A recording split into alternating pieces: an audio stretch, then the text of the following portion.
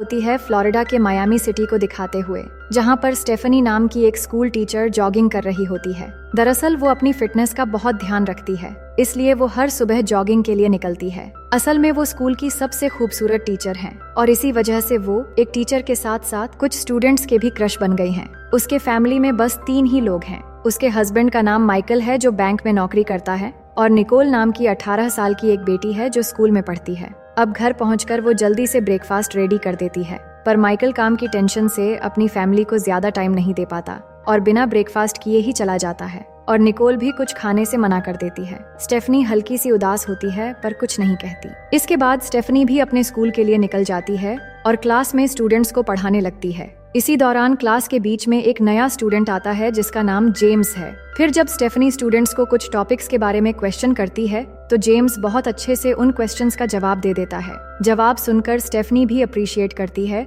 जिससे जेम्स को बहुत प्राउड फील होता है। अब क्लास खत्म करके निकलते वक्त स्टेफनी रिचर्ड से टकरा जाती है, जो स्कूल का एक स्टाफ मेंबर है। रिचर्ड उसे कुछ ज्यादा ही इम्पोर्टेंस देने की कोशिश करता है क्योंकि वो स्कूल की सबसे खूबसूरत टीचर है, पर स्टेफनी ज्यादा भाव नहीं देती। इसके बाद वो लिंडा से मिलती है और उस नए स्टूडेंट जेम्स के बारे में बात करने लगती है कि वो काफी स्मार्ट है। लिंडा भी एक स्टाफ मेंबर है और वो बताती है वो लड़का किसी स्कूल से ट्रांसफर होकर आया है और आगे की पढ़ाई यहीं करना चाहता है। इसके बाद हम रात के समय देखते हैं जहां स्टेफनी स्विमिंग कर रही होती है। असल में वो अपनी फिटनेस का बहुत ध्यान रखती है। थोड़ी देर स्विमिंग करने के बाद वो अपने हस्बैंड के पास आकर उसे किस करने लगती है, लेकिन उसी दौरान जब दोनों क्लोज हो रहे थे, बाहर से कोई उन्हें देख रहा होता है और उनकी कुछ तस्वीरें भी लेता है। बाद में किसी अननोन नंबर से स्टेफनी को मैसेज आता है कि हम दोनों इस हफ्ते मिलने वाले हैं, लेकिन वो अपना नाम नहीं बताता। फिर अगली सुबह स्टेफनी स्कूल ट्रिप पर स्टूडेंट्स को लेकर जाती है, जहां पर वो पॉइजनस फ्लावर्स और कुछ एनिमल्स के बारे में बता रही होती है,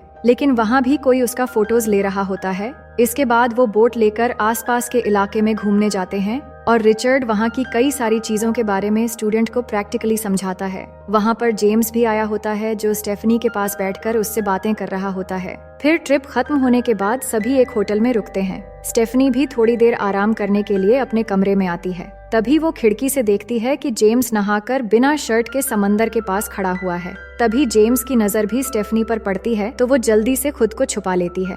थोड़ी देर बाद सब लोग जमा होकर थोड़ी बहुत एंजॉय करने लगते हैं और स्टेफनी रिचर्ड से बात कर रही होती है, लेकिन जेम्स उसे बस देखे ही जा रहा था, जिसे स्टेफनी भी नोटिस करती है। इसके बाद वो डांस करना शुरू कर देती है। इसी बीच माइकल का फोन आता है तो वो बाहर निकलकर बात करते करते समंदर के पास चली जाती है, लेकिन उसके पीछे पीछे जेम्स भी चला आता है, जिसे अचानक देखते ही स्टेफनी घबराकर गिर जाती है। ये देखकर जेम्स दौड़कर उसके पास आकर देखता है कि स्टेफनी को चोट लग गई है, तो वो अपनी टी शर्ट पानी में भिगोकर स्टेफनी के चोट पर लगाता है ताकि थोड़ा आराम मिले। फिर वो पास बैठकर कहता है कि मैंने तुम्हें देख लिया था जब तुम खिड़की से मुझे देख रही थी, मैं भी तुम्हें बहुत लाइक करता हूँ। इतना कहकर वो स्टेफनी को किस करने लगता है और एक पल के लिए स्टेफनी भी मान जाती है, लेकिन फिर और आगे बढ़ने से पहले वो कहती है कि मैं ये नहीं कर सकती और वहाँ से चली जाती है। फिर अगले दिन स्टेफनी घर लौट आती है, जहाँ माइकल पूछता है कि तुम्हारा ट्रिप कैसा रहा, तो वो सब ठीक है कहकर बात टाल देती है और जेम्स के बारे में कुछ नहीं बताती। लेकिन बाद में इस बारे में सोचने लगती है कि अचानक वो कैसे बहक गई थी, वो भी एक स्टूडेंट के साथ। दूसरी तरफ जेम्स अपने घर में स्टेफनी की एक खूबसूरत ड्राइंग बनाता है। ऐसा लग रहा था कि उसके मन में बहुत कुछ चल रहा है जिनको वो इजहार नहीं कर पा रहा है।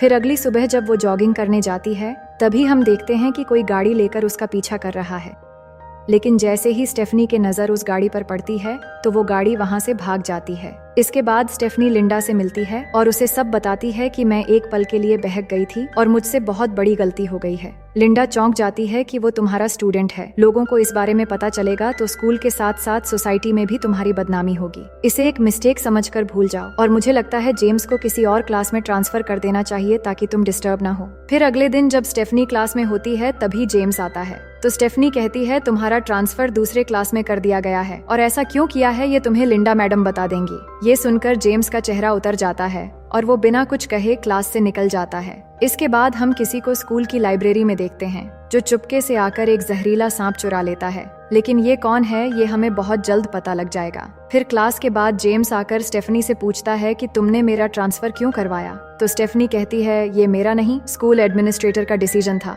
इसी बीच रिचर्ड छुपकर उनकी बातें सुन रहा होता है। जेम्स कहता है कि मैं जानता हूँ तुमने ही सब कुछ किया है, क्योंकि तुम मुझसे दूर जाने की कोशिश कर रही हो। ये सुनकर स्टेफनी कहती है कि देखो जेम्स, जो भी हमारे बीच हुआ उसे एक मिस्टेक समझकर भूल जाओ। इस बात को आगे मत बढ़ाओ, क्योंकि मैं तुम्हारी टीचर हूँ और हमारे बीच ऐसा कुछ भी नहीं हो सकता। ये कहकर वो वहाँ से चली जाती है। इसके बाद हम लिंडा को देखते हैं, जो किसी से फोन पर बात करते हुए ड्रॉअर से कुछ निकाल रही होती है। तभी वही सांप उसे काट लेता है, जिसको लैब से चुराकर किसी ने ड्रॉअर में रख दिया था। फिर रात के समय स्टेफनी घर लौटकर जब अपने फैमिली के साथ डिनर कर रही होती है, तभी कोई डोरबेल बजाकर चला जाता है। माइकल दरवाजा खोलता है तो उसे वहाँ फ्लावर्स मिलते हैं, जिन्हें उठाकर अंदर ले जाता है। लेकिन तभी स्टेफनी कहती है उन्हें टच मत करना, क्योंकि ये पॉइजनस फ्लावर हैं। इसे टच करते ही हेलुसिनेशन होने लगता है और पॉइजन की वजह से इंसान मर भी सकता है। वहीं दूसरी तरफ जेम्स देर से घर आता है, जहां उसकी माँ उसके बनाई हुई स्टेफनी की ड्राइंग देख रही होती है।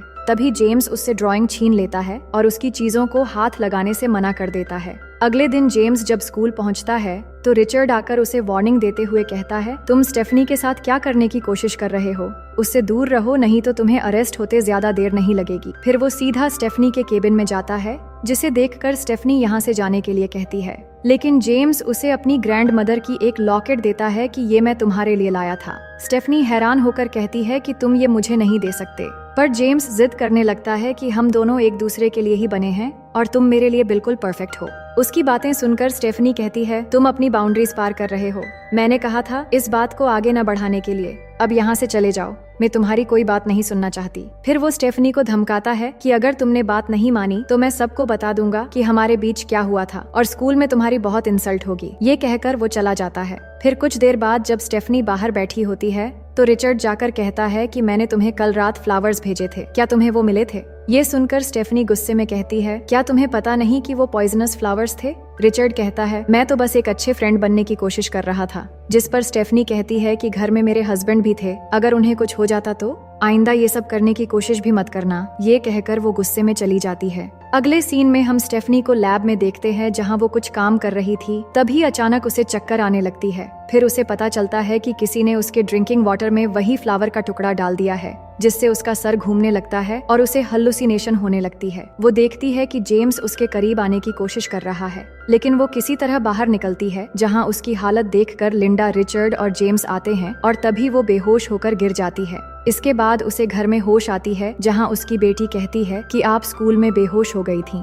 उस फ्लावर की वजह से ऐसा हुआ था, जिसके लिए पुलिस केस भी हो गई है। फिर अगले दिन उनके घर एक पुलिस ऑफिसर आती है और उसे कहती है, कोई तो जरूर है जिसने जानबूझकर तुम्हें नुकसान पहुंचाने की कोशिश की है। अगर तुम्हारा ट्रीटमेंट सही समय पर नहीं होता तो शायद तुम्हारा बचना मुश्किल होता। तुम्हें किसी पर शक है तो हमें बता सकती हो। तो स्टेफनी बता देती है कि रिचर्ड ने पहले भी घर में वो फ्लावर्स भेजे थे, तो ये काम उसी का हो सकता है। ये सुनते ही पुलिस तुरंत स्कूल पहुंचती है और रिचर्ड को गिरफ्तार कर लेती है। रिचर्ड बताने लगता है कि मैंने ऐसा कुछ भी नहीं किया, पर वहाँ कोई उसकी बात नहीं सुनता। इसके बाद स्कूल के प्रिंसिपल स्टेफनी को केबिन में बुलाते हैं और उसे समझाते हुए कहते हैं कि रिचर्ड अभी जेल में है, तो मैं चाहता हूँ कि जब तक उसका मामला नॉर्मल नहीं हो जाता तब तक तुम कुछ दिनों के लिए घर में रहो।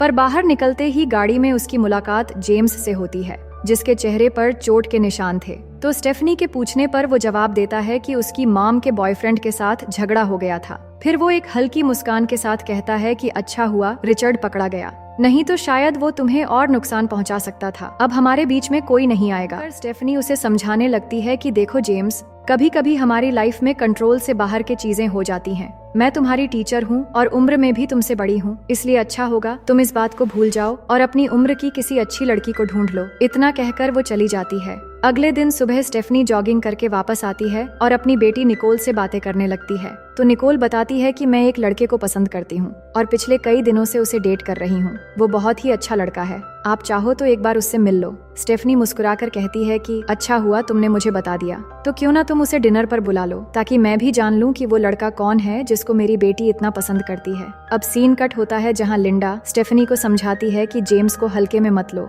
मैंने उसकी बैकग्राउंड चेक की है, उसके बिहेवियर की वजह से कई स्कूलों से निकाला जा चुका है, वो किसी भी हद तक जा सकता है, इसलिए तुम उससे दूर ही ही रहो तो अच्छा है। इसके बाद रात को स्टेफनी बहुत अच्छे से सबके लिए डिनर तैयार करती है क्योंकि निकोल का बॉयफ्रेंड आने वाला है। लेकिन जैसे ही उसका बॉयफ्रेंड आता है तो स्टेफनी शॉक्ड हो जाती है क्योंकि वो लड़का कोई और नहीं बल्कि जेम्स होता है। इसके बाद डिनर के लिए सब बाहर बैठते हैं, लेकिन जेम्स अजीब सी हरकतें करने लगता है। वो अपने पैरों से स्टेफनी को टच करने लगता है, जिस पर स्टेफनी कुछ कह भी नहीं पाती और ऊपर से उसकी हस्बैंड भी घर पर नहीं था। कुछ देर बातें करने के बाद जेम्स अचानक बाथरूम का बहाना करके घर के अंदर जाता है और सीधा स्टेफनी के कमरे में चला जाता है। स्टेफनी को कुछ गड़बड़ लगती है तो निकोल को वहां रुकने के लिए कहकर वो भी अंदर पहुंचती है, पर उसके आते ही जेम्स कमरे का दरवाजा बंद कर देता है और कहता है, तुम ही ने कहा था कि अपनी उम्र की लड़की ढूंढो, तो देखो मैंने ढूंढ ली। स्टेफनी गुस्से में कहती है कि तुम अभी यहाँ से निकल जाओ वरना मैं पुलिस को कॉल कर दूंगी। लेकिन जेम्स अपनी हद पार करते हुए उसे किस करने लगता है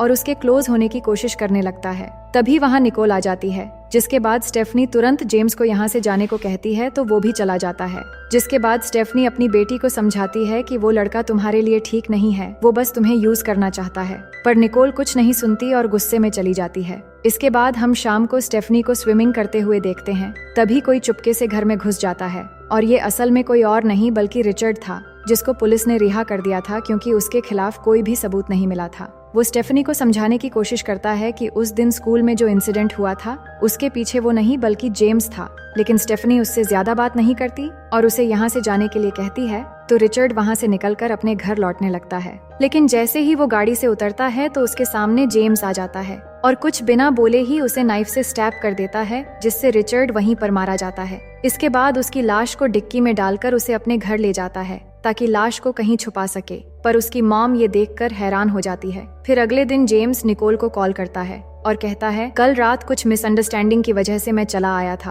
तुमसे कुछ इम्पोर्टेंट बातें करनी थी, इसलिए तुम मिलने आती तो अच्छा होता। तो निकोल भी उससे मिलने के लिए निकल जाती है। लेकिन जब जेम्स कार लेकर निकलने वाला होता है तभी उसकी मॉम आकर उसे गन पॉइंट पर ले लेती है और कहती है कि बेटा ये सब बंद कर दो, मैं और नहीं सह सकती। पर वो अपनी मॉम से बंदूक ले लेता है और उन्हें धमकाकर एक ट्रेलर के अंदर ले जाकर बंद कर देता है। फिर नेक्स्ट सीन में जब निकोल उससे मिलने पहुंचती है तो जेम्स उसे झूठ कहता है कि स्टेफनी ने मुझे उस रात जबरदस्ती किस किया था। शायद वो चाहती है कि हम दोनों अलग हो जाएं, या फिर किस करने के बहाने मुझे टेस्ट कर रही थी। मैं तुमसे बहुत प्यार करता हूँ और हम दोनों को मिलकर उनसे बात करनी चाहिए। फिर वो अपनी मोम से मिलवाने के बहाने उसे घर ले जाता है और निकोल भी उसकी बातों में आ जाती है। इसके बाद जेम्स स्टेफनी को कॉल करके कहता है कि निकोल मेरे कब्जे में है, तुमने मेरी बात नहीं मानी थी, अब तुम अपने आप ही चलकर मेरे पास आओगी। स्टेफनी कहती है, अगर तुमने उसे कुछ भी किया तो मैं तुम्हें नहीं छोड़ूंगी। जेम्स कहता है, जल्दी से मेरे घर आ जाओ, मैं तुम्हारा ही इंतजार कर रहा हूँ, और हाँ, पुलिस को कॉल करने की सोचना भी मत, नहीं तो मैं निकोल को मार दूंगा। इसके बाद स्टेफनी जल्दी से कार लेकर उस जगह पहुँचने की कोशिश करती है, लेकिन बीच रास्ते में उसकी कार फंस जाती है। तो वहाँ से दौड़ते हुए वो जेम्स के घर पहुँचती है। वहाँ पर सबसे पहले ट्रेलर में चेक करती है तो एक अलमारी के अंदर उसे जेम्स की मॉम मिलती है, जिसको जेम्स ने कैद करके रखा था और वो जख्मी हालत में थी। पर वो स्टेफनी को जल्दी जाकर अपनी बेटी को बचाने के लिए कहती है। तो वो घर के चारों तरफ निकोल को ढूंढना शुरू कर देती है और एक कमरे में जाने के बाद उसे बहुत सारी तस्वीरें मिलती हैं जिनको जेम्स ने इकट्ठा करके रखा हुआ था, यानी जेम्स उसे बहुत दिनों से फॉलो कर रहा था। उसी कमरे में उसे रिचर्ड की लाश भी मिलती है, जिसको उसने छुपा कर रखा था। फिर वो ढूंढते हुए जैसे ही नीचे जाती है तो वहाँ निकोल उसे बंधी हुई मिलती है। तभी जेम्स आकर उसे गन पॉइंट पर ले लेता है और कहता है, मैंने तुम्हें कितना चाहा, लेकिन तुमने मेरी एक बात भी नहीं मानी, अब तुम मेरा गुस्सा देखोगी। स्टेफनी उसे समझाने की कोशिश करती है, पर जेम्स गुस्से में कहता है, तुम मेरे बारे में कुछ नहीं जानती, तुमने कभी भी मेरा दर्द जानने की कोशिश नहीं की। जब मैं 13 साल का था तब मैंने अपने ही बाप को मार दिया था, क्योंकि वो मुझे और मेरी मॉम को रोज शराब पीकर बहुत मारता था। मैं बचपन से दर्द सहते आया हूँ, अब मैं किसी को नहीं छोड़ूंगा और मुझे जो भी चाहिए मैं उसे हासिल करके रहूंगा। रिचर्ड हमारे बीच आ रहा था, इसलिए मैंने उसे खत्म कर दिया। ये सब सुनकर स्टेफनी समझ जाती है कि जेम्स एक साइको बन चुका है, लेकिन फिर भी उसे शांति से समझाने की कोशिश करती है और मौका मिलते ही उससे बंदूक छीनने की कोशिश करती है और दोनों में हाथापाई शुरू हो जाती है। लेकिन जेम्स उस पर भारी पड़ने लगता है और गला दबाकर उसे जान से मारने की कोशिश करता है, लेकिन तभी पीछे से जेम्स की मॉम आकर उसे गोली मार देती है और वो वहीं पर गिर जाता है। अब कहानी के आखिर में हम कुछ दिनों बाद का सीन देखते हैं, जहां इस इंसिडेंट के बाद अब स्टेफनी अपने फैमिली के साथ बहुत हंसी खुशी अपनी जिंदगी गुजार रही है। और वहीं हॉस्पिटल में जेम्स को देखते हैं जो बच गया था, पर अभी वो पुलिस की हिरासत में है। लेकिन वहाँ भी उसकी सोच नहीं बदली होती है। वो एक नर्स को देखकर उसके साथ फ्लर्ट करने लगता है और उसे अपना अगला क्रश